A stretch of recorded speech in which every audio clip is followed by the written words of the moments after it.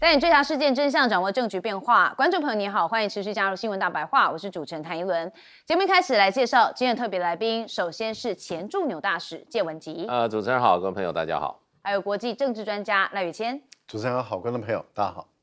好，观众朋友，我们听到川普说他最喜欢的一个单字就是关税。好，我们就看到啊，他最近啊又 po 文啊，又贴出了2张黑白照。好，这2张黑白照上面哦就写着他是关税先生跟关税之王哦，可见他真的是爱关税如命啊哈，因为关税让他缔造了非常大的佳绩啊。好，我们看到了他讲说啊，2月开始他要对8个欧洲国家商品加征10%的关税，那税率从6月开始要增加至25%。那他的问题就在要到格陵兰收购达成协议为止。好，又用关税来出招，现在是胁迫欧洲国家要来逼卖格陵兰。好，我们看到川普为了格陵兰征了这个欧洲不支持国的关税。不过财政部长贝森特说啊，川普认为格陵兰如果不是美国的一部分不可能提升安全。那欧洲衰弱，美国展现实力，意在避免冲突，所以相信欧洲的领袖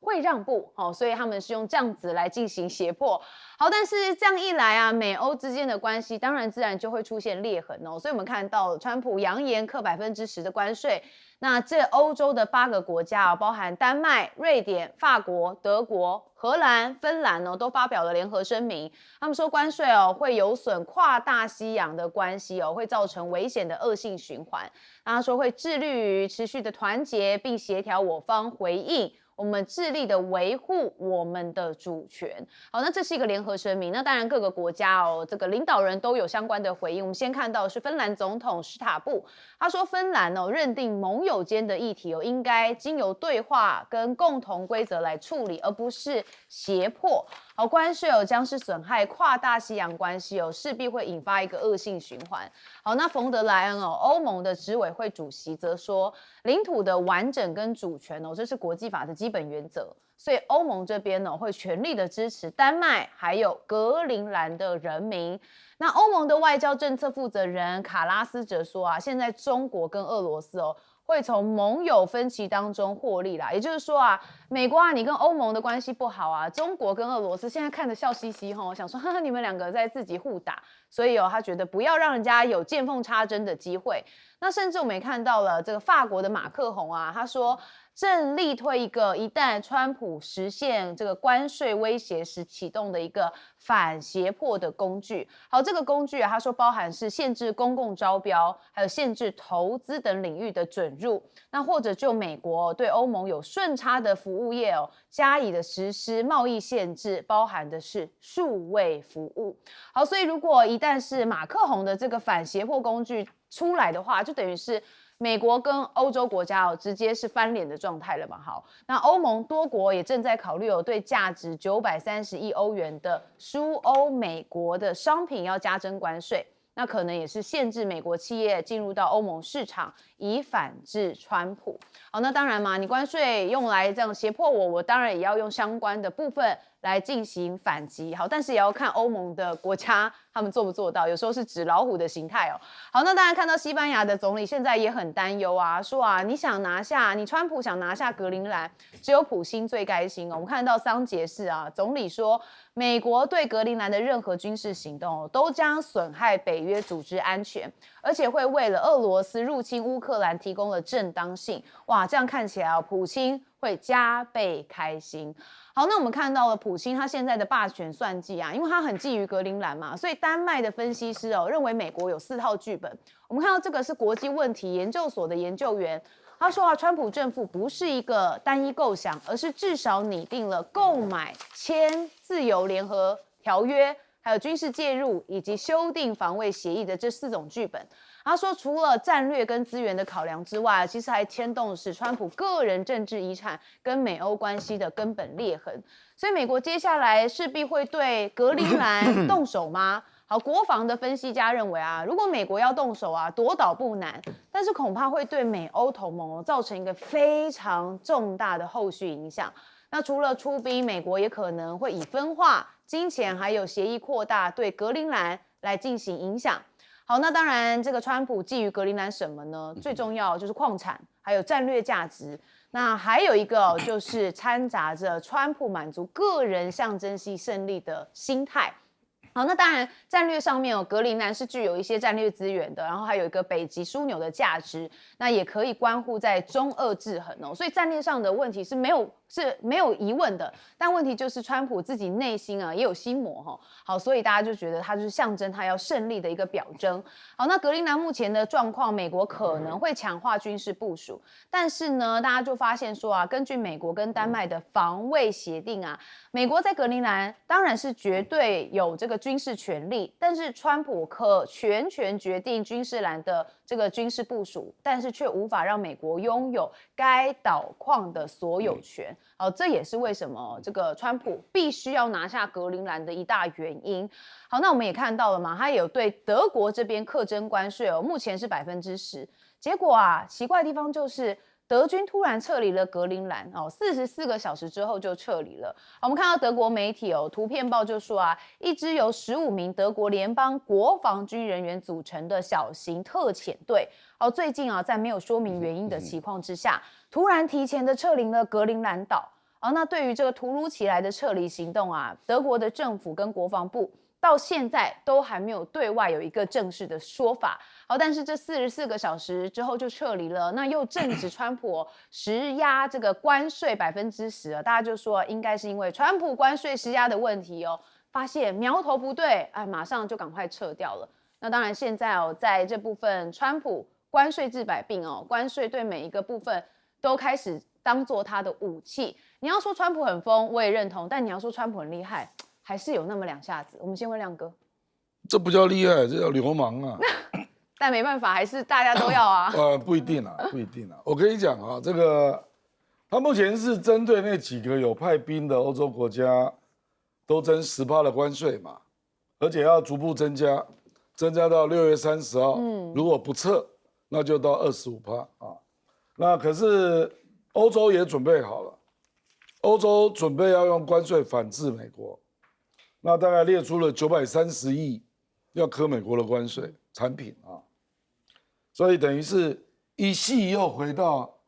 贸易谈判前4月，所以那种贸易谈判就跟废纸一样一下就可以回来这样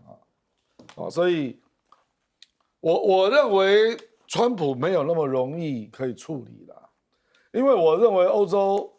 未来一定会加大在格陵兰的实际的驻军，现在是象征性的一开始只有13个那接下来可能会有几百个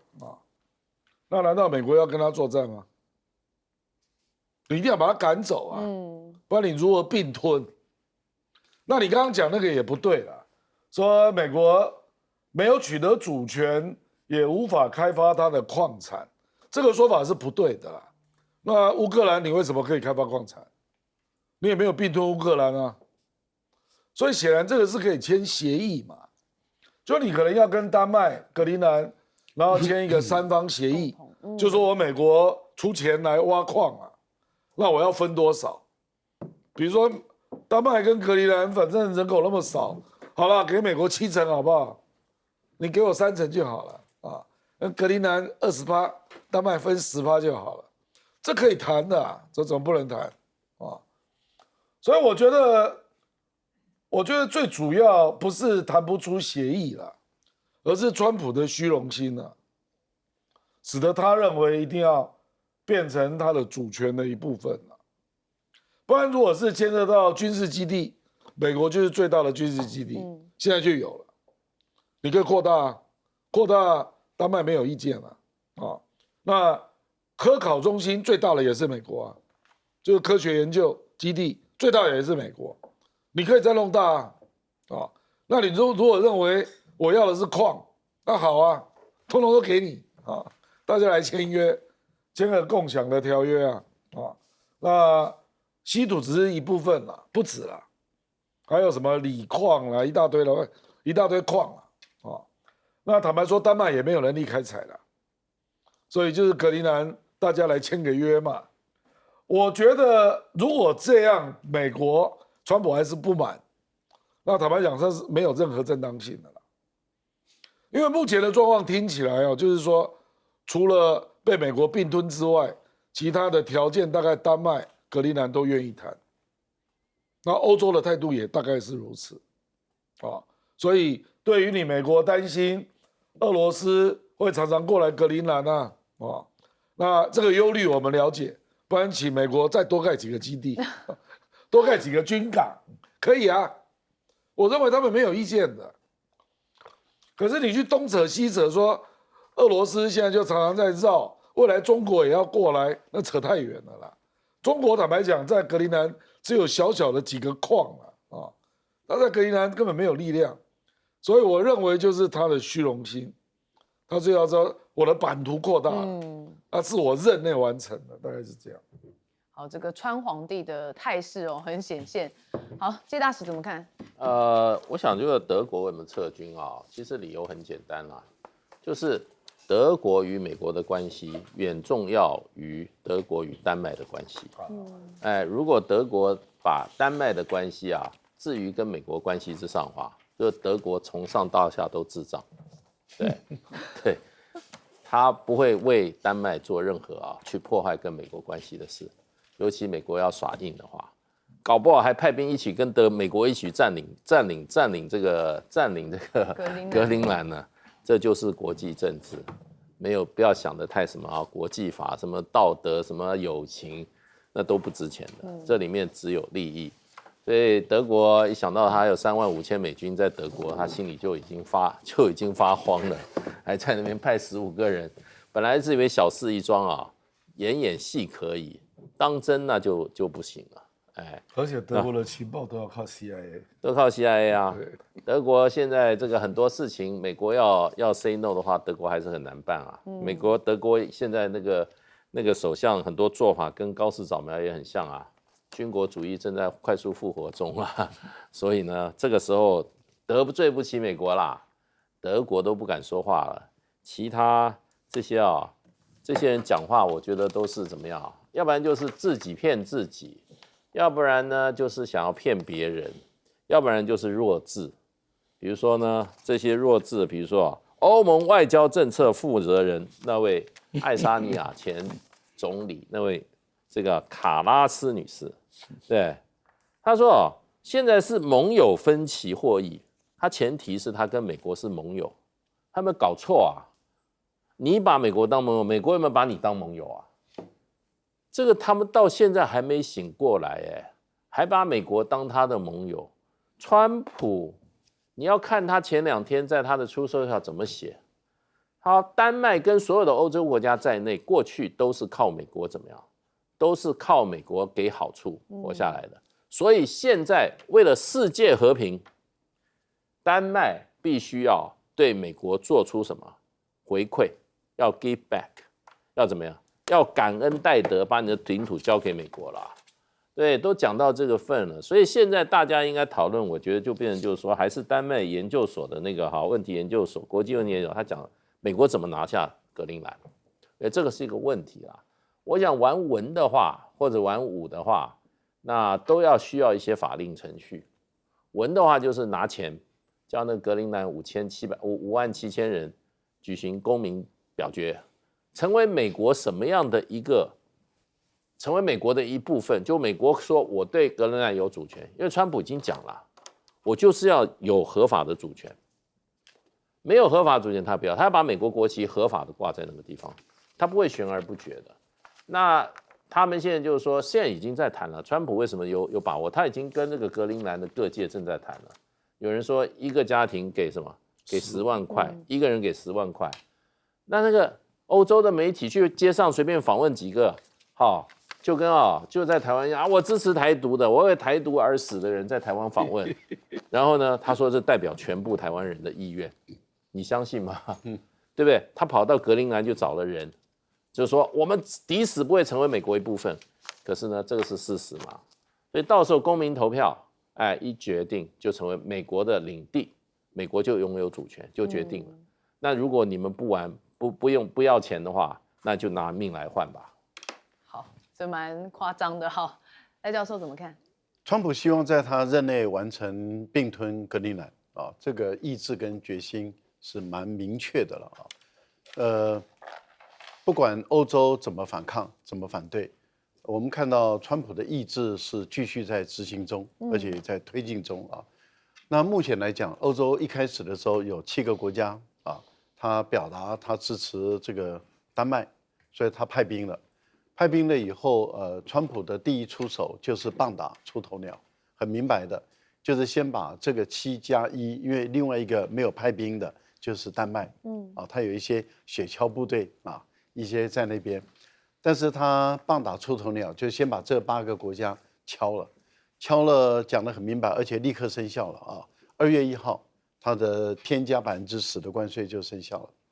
而且接着说，如果没有改善的话，那6月1号再加25%，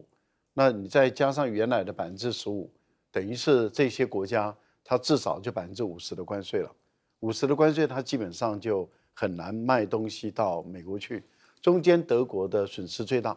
啊，也就是说原来的15%再加10%的关税，就是25%的关税。德国1年就会损失80亿到150亿美元左右。所以这个对德国来说，以目前它的经济状况这么的不好，它的汽车工业还有它的精密的机械制造业，对德国来讲内伤很大。所以德国第一个时间就示弱了啊，也就是说，他第一时间就把他的15个兵44小时内就调回去了。那他的理由是阶段性任务完成啊，这段话我们听了好熟悉啊，阶段性任务完成。44小时，因为他说我派的是侦察兵，我这个侦察兵啊就在海岸上走1、2、1，然后再观察中国的军舰在哪里啊？那中国的军舰从来没有去啊，过去10年没有去过，美国清楚，美国的侦察机每天在那边巡逻，在那边飞，过去10年从来没有看过有中国的军舰存在，所以美国很清楚，丹麦也很清楚。丹麦国防部长也很清楚，德国也很清楚，所有的欧洲人的情报单位都很清楚，中国的军舰没有在格陵兰岛出现过。但是德国的侦察兵走到那边看完了以后说：“报告总统，没有中国的侦察兵，所以44小时调回来。为什么调回来？因为气候的关系调回来。大家都知道在演戏，欧洲到目前为止都还在演戏，所谓的反制措施，930亿的反制措施不敢实施，我敢保证。反胁迫的工具就等于是跟美国经济脱钩，不敢实施，我敢保证。所以我觉得川普吃定欧盟了，欧盟不要再东扯西扯了，有本事就出来干。所以嘛，一文才说欧盟常常被认为纸老虎。好，我们休息一下，马上回来。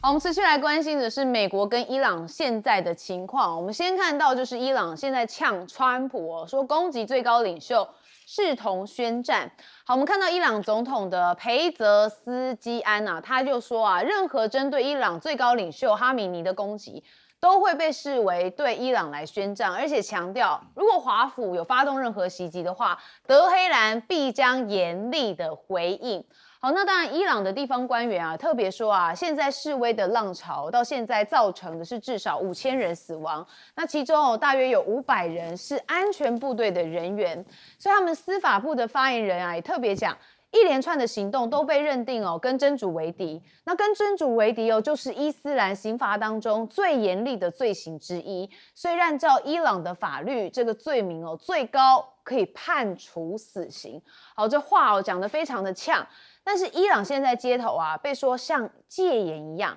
那《华尔街日报》就说这个曾经挤满抗议群众的德黑兰街头已不复见示威人潮，取而代之的是安全部队跟亲政府的巴斯基民兵骑乘着机车来巡逻。好，那有多名的居民说街头不时就传出了这个警告的广播，甚至还有人高喊不要出来，否则就开枪，这气氛非常的紧绷。所以说德黑兰现在已经陷入一个死寂的状态。好，那说支援没有来，很多伊朗的抗议者感觉到被川普背叛了哈。好，这个是居住在这个澳洲雪梨的伊朗人哦，他说啊，作为生活在海外的伊朗人，就感觉被打了一巴掌。因为伊朗人啊，以前就被辜负过，那这一次哦，人们原本觉得情况会有所不同，但似乎啊，被川普摆了一道啊，根本援助没有在路上。好，那养伊现在是不是也联手在抗美呢？我们要看到另外一个就是伊拉克的外长，他现在访问伊朗哦，他说整个中东的安全是相互有关联，那伊朗跟伊拉克的安全哦都是其不可分割的一部分，所以在当前态势之下就应该是地区安全要保持一个对话跟沟通。那伊拉克这边也证实了，说美军其实目前已经全数的撤出了伊拉克西部的阿萨德空军基地。那这座基地哦是由是伊拉克的军方全面来接管。那官员也透露，所有的美军装备哦都已经一并的撤出。那美国军方目前是没有对这一次的撤军来发表声明。好，但是报道说，美军目前只有保留在伊拉克北部的库德自治区，还有邻国叙利亚的一个驻军。但是我们要对比啊，说美国的前驻以大使曾经就预测说啊，这个川普本周将试图的除掉哈米尼。他说啊，这让我相信川普本周很快就会杀掉最高领袖。那美国的航空母舰打击群很快就会抵达中东，那这将是美国啊更容易对伊朗发动大规模的打击，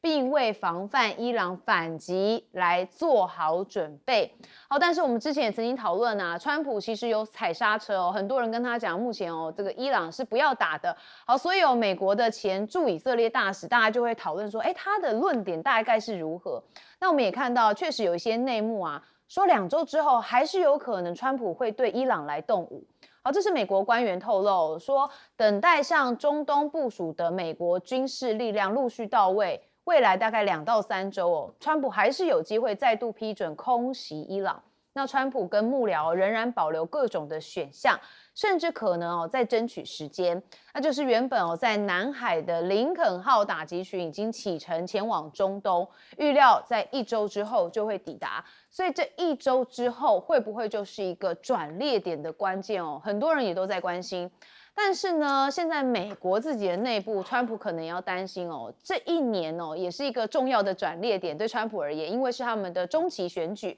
好，但是呢，五角大厦我们先看到有命令1500名的美军待命，也就是随时要增援明尼苏达的镇压示威。好，路透报道说有2名的美国官员表示，五角大厦已经命令了这个现役的士兵哦，是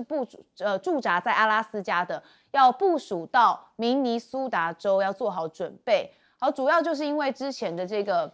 ICE 的部分哦，有可能有对这个地方的人士有一些这个枪击毙命的状况，所以导致了这个明尼苏达这边有一些示威抗议。好，那外媒也引述了知情人士报道说，美国的司法部已经对明尼苏达州的州长华兹，还有明尼阿波利斯市长弗雷发出了刑事的传票，他们要求这2位民主党籍的公职人员要配合调查。好，那理由是他们这几周的言论涉嫌串谋妨碍当地数千位美国移民跟海关执法局，就是 ICE 跟边境巡逻队的人员来进行执法。好，那不管嘛，反正看到了民主党籍，大家也就知道了，这个目标性很明确哦。好，但问题就在美国的社群竟然最近吹起了2016年的怀旧风，也就是10年前呐。好，就说啊，这个包含名人大众啊，在网络上吹起了这个10年前的流行文化跟科技的趋势，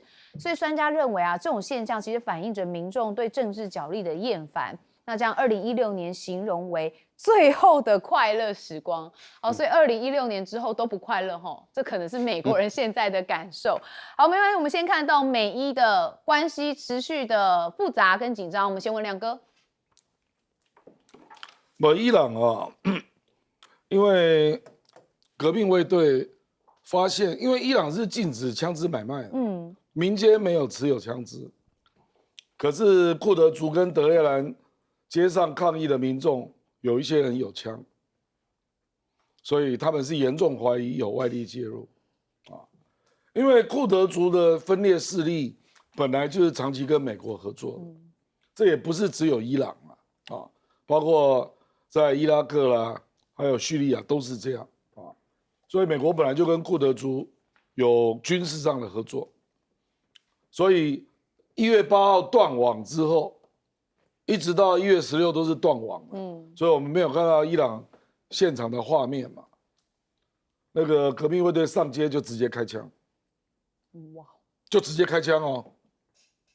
所以我认为会死很多人，就是这个原因啊，就是他把它认知为颜色革命，外力介入的颜色革命所以你看，连那个巴士基都出动了。巴士基实际上就是广义的民间的那个外围团体啦。那全国人口有1000多万那其中有60万是可以派任务的简单讲叫我们后备军人可是他可以出任务的所以我觉得这次是真的，就是真的是实施武装镇压，所以整个那个群众示威就立刻就消下去了，因为那个本来带在前头很多是蒙面的，他是有武装的，可能那些人都被抓了或者被打死了所以从这个角度看是一个小型的内战，可是并没有漫开那表示他并不是非常组织化了，就是以库德族为主。本来这个俾路支在东南方也有一些，可是这边不成气候，主要是库德族，而且这是非常诡异库德族介入伊朗的情报是土耳其给的，因为土耳其也在防库德族所以变成一个很奇怪的状况。土耳其是逊尼派，伊朗是什叶派，结果两边合作一起来打压库德族的反抗分子那后来就阿拉伯4个国家啦，包括卡达啦、沙特阿拉伯、阿联酋，还有以色列，劝美国不要打，说你没有办法推翻政权那个打不是白打，而且伊朗报复不是打你是打我们的基地到时候他就直接炸卡达那个乌代德基地，还有炸沙特阿拉伯的基地，都是美军基地，可是美军可能躲起来了那到时候倒霉的都是当地人对，这确实是要考量的一部分赖教授怎么看？美国人对伊朗没有办法像美国人对委内瑞拉的马杜罗做同样的手段因为委内瑞拉的马杜罗他住的地方，他的首都距离海岸线太近了，10几20公里，所以这个武装直升机进去出去的时间只要几分钟就够了但是德黑兰是上千公里了，所以美国根本没有办法像这样子直接进入到德黑兰，然后把哈梅内伊这样抓起来送出来做审判，这可能性不大我们讲的应该是0的几率性。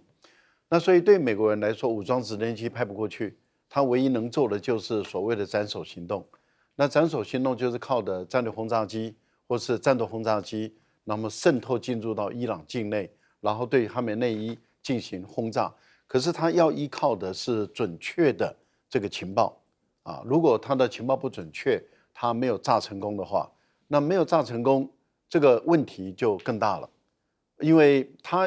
我们一般来讲，军事行动是我要能够安全的进去，我也要能够安全的出来，我不能够让我的战士进去以后出不来，那基本上很悲惨。我们看过美国的三角洲部队，在很多地方，像在这个非洲他也曾经过，我想这个都拍成电影了。一旦他落入对方的手的时候，那他被对方这样子拖在吉普车上这样绕行然后这样子拖到死然后那种画面传送出来之后，会对于美国的国家的颜面，对于军人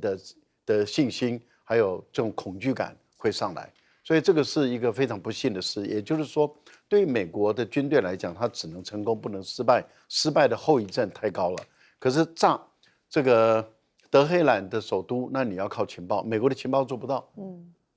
所以他一定要依靠的是以色列的情报。以色列的情报在伊朗比美国的情报做的还要扎实，渗透力还要深。可是问题就在于以色列是反对美国做这件事。那如果以色列在提供给美国这些情报，而美国对于哈梅内伊进行斩首式的轰炸或是攻击的话，伊朗很有可能就会宣布，因为他已经宣布了，这一定是全面性的战争。全面性的战争就是不只是在于中东地区的美国的军事基地要受到攻击，更重要是，在美国的政治人物，包括川普，可能都要受到这些伊朗的特工的一个攻击。我觉得这个是两国之间的交战不可做。川普错掉时机，你也没有资格，也没有能力这样做，去挑起另外一个战争，对美国没有任何好处。好，季大使怎么看？美国现在那个明尼苏达这个情况有一点失控啊，所以川普已经传出来了他准备把这个国民兵再派到明尼苏达。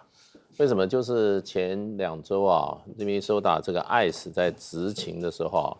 把一个美国的一个白人的妇女当场击毙，说她受到威胁，那这个引起很大的争议，因为这个执法的过程中是不是有过当？然后那个杀人的手法也非常的职业化所以在明尼苏达引起了非常大的震撼。那很多这些反对这些ICE这种执法的人现在ICE到哪里他们就跟到哪里，而且在阻止他们执法。而且很多除了在明尼苏达以外，在其他美国很多的州，那现在也有人在对这个ICE这些成员对于他们进行什么？进行肉搜要把他们这个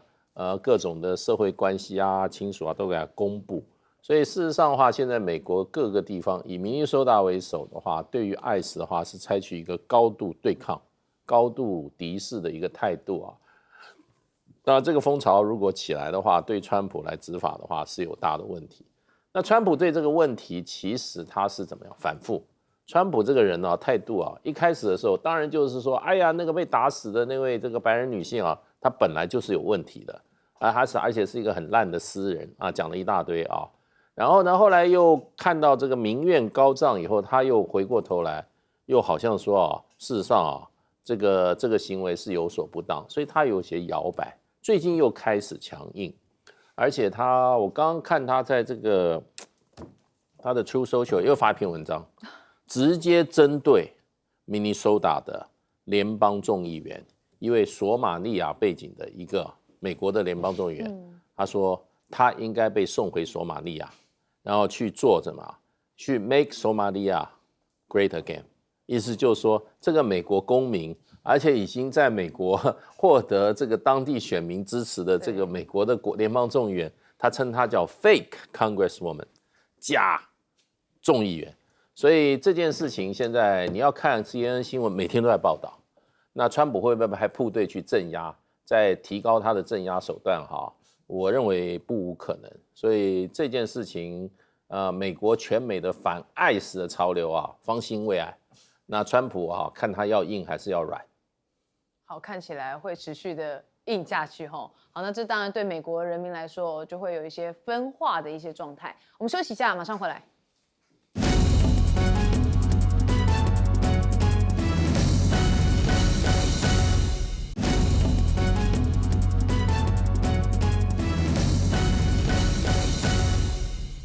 好，观众朋友，我们看回到亚洲，因为大家也很关心现在高市早苗的动态他现在要有一个政治动作了。好，我们看到他在今天晚上就说可能会宣布解散众议院的事宜。那日本媒体就有一些相关的报道，说他会在19号的下午6点召开记者会，那宣布即将在23号召开例行的国会上面解散众议院，提前的举行大选，而且还会交代原因以及选举时程。好，那当然在当地时间的下午6点，就是等于是台湾时间的下午5点左右，但大家会持续的关注。那我们看到高市早苗这个记者会也会聚焦这些事情，同步的处理台海争议，也就是因为他们预计众议院的选举日程是在27号公示，2月8号要投开票。好，那高市现在就任之后也是很关心他的首次访美行程，说现在日本跟美国两国政府正以3月20号为主轴进行调整。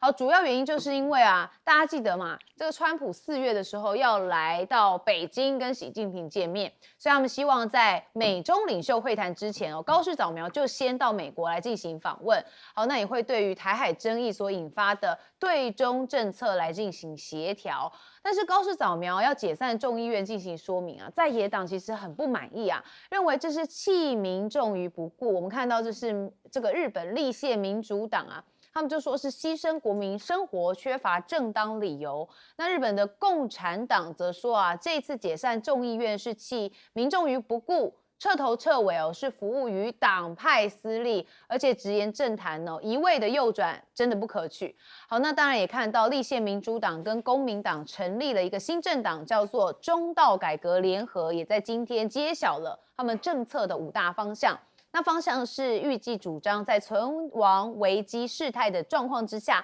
为了保卫日本而行使自卫权，属于合宪。那能源方面在取得地方同意等前提下，主张同意重启核能的发电厂。好，那我们看到这是日本内部的一些问题但是呢，中国跟日本的关系还是持续紧张，毕竟高市还是没有收回他的相关言论。好，所以像是日本的贸易圈现在就认为啊，中方针对中国向日本出口稀土或是稀有金属的企业，推出了一个更严格的审查细则，那就包含关于销售对象企业，还有所生产的产品等供应链的资讯，那都要求追加提交比以往更详尽的资料。那日本共同社也说啊，中方现在确实也要求啊，出口稀土到日本的企业要补交详细的申报书，所以日方的产业人士很担心，这会拖延到出货的速度好，那商人当然是跟时间也在赛跑。好，那我们看到稀土现在已经变成武器化因为中国大陆现在也会借由拉长审查的流程，那实际上就是在限制关键的矿物出口。那根据日本能源金属矿物资料的机构显示，2024年日本进口的稀土当中有超过71.9%都是来自中国。好，日本在相关的供应链上面当然是高度仰赖中国大陆。好，那日本也加快国内稀土的资源开采。那日本政府支持这个采矿船地球号14号要从静冈港起航，那前往南鸟岛周围的海域，那进行一个海底稀土的试采计划。那当然最快是2027年会全面的投入采矿。那日本还正在确认中国在东海建造的第22座的结构物，说日本的外务省说啊，这个在东海中日中间线中国的一侧就发现他们在新建一个结构物，那这个结构物被认为用于资源开发，那这也是在该地区确认的第22座的结构物。好，那我们也看到北京现在也被说啊，这个在越中的争议岛屿在加速的扩建，这也是让南海的紧张局势再度升温这新闻周刊根据卫星影像揭露，中国正在具有主权争议的西沙群岛羚羊礁加速的填海造陆，而且还会建设这个设施，企图要把岛礁改造成具为军事后勤跟部署能力的永久性设施的前兆。好，但是这个部分真的有争议，因为连台湾跟越南都声称都有羚羊礁的主权所以确实也引发了讨论。好，那西菲律宾的海测到一个核爆的产物，说异常偏高，那他们就说啊，这个感觉起来应该是中国大陆的他说我发现核试验跟核燃料后的处理产物.129含量异常的偏高，所以菲律宾的研究人员推测这可能就来自于中国大陆。好，所以在亚洲现在目前状况确实也是不断的升高，但是一推一进之间大家其实也觉得说这高市早苗动作哇又异常的多。我们先问亮哥。我这个本来就在预期中啦。1月23嘛，他要开内阁会议，然后宣布解散的原因嘛。然后27号公告，2月8号就要投票。大概是这样。那一般认为，自民党可能会小胜啊，就这样，也不会大赢啊。其实基本上没什么意义了。他就认为说，我进入第2任了啊，那我第1任有些疙瘩我就假装结束了，中国才没再跟你结束嘞。你到国会给我撤回言论，还是你啊？反正中国大陆一定要日本的首相在国会撤回言论。你如果新任你又当选了啊，你还是有施政报告啊，中国大陆还是在等你，施政报告要不要撤回啊？所以我认为，对于中日关系没有改善的空间了，啊，那这个稀土可能会加重抵制，然后日本大概有一些库存吧，啊，那中国大陆就是跟蟒蛇一样嘛，就你不撤回，就越锁越紧啊，因为我觉得中国大陆大概也想通了啦，就是要让日本不那么嚣张，就是降低你的 GDP 嘛，那你就没有那么多力量来发展一些有的没的嘛，啊，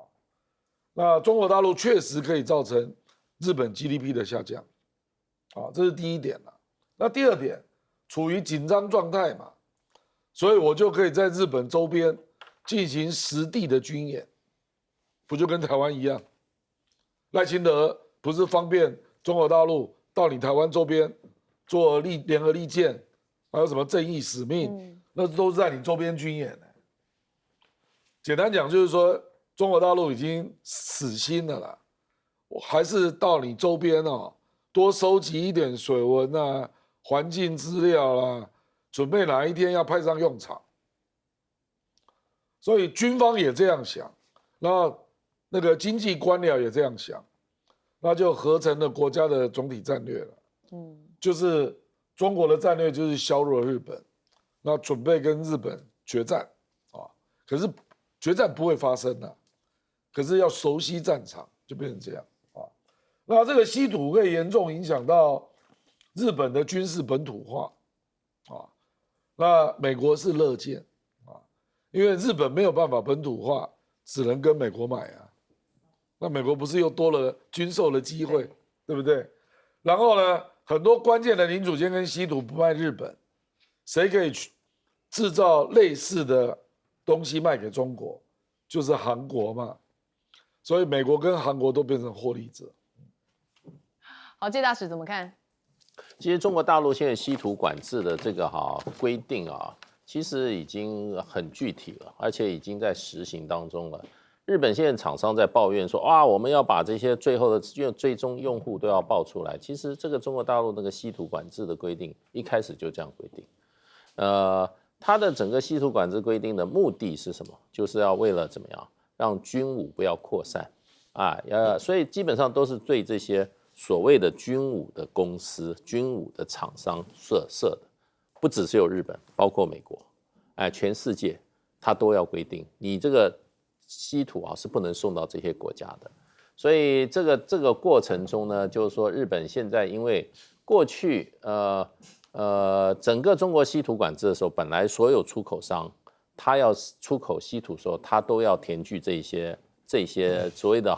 申请表上面的调查事项。那最重要就是说，这次对日本其实来讲，除了稀土以外，还有其他1000多项的产品，所以叫军民两用。军民两用品包括很多这些电子产品也包括在里面。那所以你只要中国的厂商要把这些东西外销到日本的话，他都要去提申请，是这1000多样产品的厂商都要去填报。那填报呢，他要告诉有几个东西要讲清楚，这些厂商你不能把你的产品送给他。什么样的日本厂商？军火商、军火制造业的，通通被禁止。第二个呢，就是说他的这个厂商，他的产品可能最后会加强日本军事力量的这样的厂商，你也不能把产品卖给他。那这个就变成你要卖给他的时候你要弄清楚，这个他买你产品是什么用途的。那还有再继续延伸下去了，如果这个日本厂商他买来以后，他是要做的产品要外销的话，那最终的用途是谁？如果是美国厂商，美国的军火商也不行。还有被中国大陆现在制裁的这些美国厂商，你也不能卖。所以这个过程就变成就是说要弄得很清楚。日本人填表格是蛮认真的，所以现在很多 complaint 很多 complaint。不过对中国大陆来讲，这个只是挂在日本头上的一个紧箍咒，孙悟空头上一个紧箍咒而已那可严可松，他可以把你的这个说，你这个填报不实，你这个补资料，然后你再给我弄，可能一下就可能3个月这个程序。那现在日本就很紧张，整个社会都很紧张，这个也会造成对这个高市早苗，事实上他的选举应该是属于一个不利的因素。是，好，赖教授怎么看？高市早苗要解散日本国会，这已经是势在必行了嘛，哈。1年半以来，这第3次的选举，这个对日本人来说确实是折腾啊。2024年1次改选众议院，啊，25年7月再一次改选啊这个参议院，现在又改选众议院，众议院的议期也都还没到他们的那个任期都还没到，又要再重新选。我觉得高市早苗认为他现在的民调支持度很高，他觉得他的这种高支持度可以转化到他的政党。可是我觉得他想的可能太乐观了因为自民党的民调支持度并没有升高，现在看起来是在野党在打自民党的政治现金案这个也会唤起日本人的一些记忆，尤其年轻人还没有忘记因为我觉得在野党的战略是对的因为他们像公民党，他就在小选区里面他就不提名人了。然后他是政党票，说他优先排名，那这样的话就形成了一种策略上的联盟，这个联盟其实是会有效的。所以，高市早苗如果说在下个月的选举没有大赢的话，那如果说小输对他来说，就会在党内就受到的攻击了。所以他这次其实赌得蛮大的，那最好是小胜一点，大胜的可能性不大但是小胜的话，他可能说，我还是有所斩获。可是如果他小输，那可能对高市早苗就会产生挫败，这个挫败会引起他内部，因为至少我们都知道麻生这个派系有意见了，而麻生原本就是一个造王者，那如果他又小输的话，麻生会不会再推他出来去当总裁？这又是一个可能会被质疑的问题，因为你一旦解散国会的时候如果你选出来的结果，你的总裁的身份要不要辞掉，大家也会问因为这个都是要问的问题未来，所以我个人觉得他给他的变数这个增加了，但他赌大的原因就是因为他认为他自信，他认为他的高民调可以转移到自民党上面，他想为320到美国去的时候跟川普见面的时候，他更有底气他更有民意，然后来去跟川普，然后希望川普在中日之间选边站。不过我觉得他这点也还是有点一厢情愿了。川普怎么可能会在中日间选边站？因为他怎么可能选日本嘛日本是他的附属国，附属国是不用选的你只能跟着我走，我根本不用在乎你。所以川普眼中是我怎么跟中国来往，而不是我怎么考虑你日本。因为你日本唯一让我考虑的是，你不要扯我后腿，你只能跟着我走，你没有你发言权。所以我觉得高市早苗想太多了。好，西沙群岛的问题，我们很明显的看到，就是美媒又开始在炒作这个问题了。可是这个问题不大，为什么？其实这个羚羊岛的这个田岛其实是很有战略位置。为什么？您会看到这个刚好它正对面就是岘港，但是为什么这问题不大呢？因为中国大陆已经让越南先填了。越南前段时间填很多，填得很凶，大陆都没吭一声，而且都还是美媒的智库，美国的智库里面报道统计出来说比中国填的还多。请问一下，中国大陆现在在所谓的台湾跟越南都申请有争议的岛，它填土，你越南讲什么话？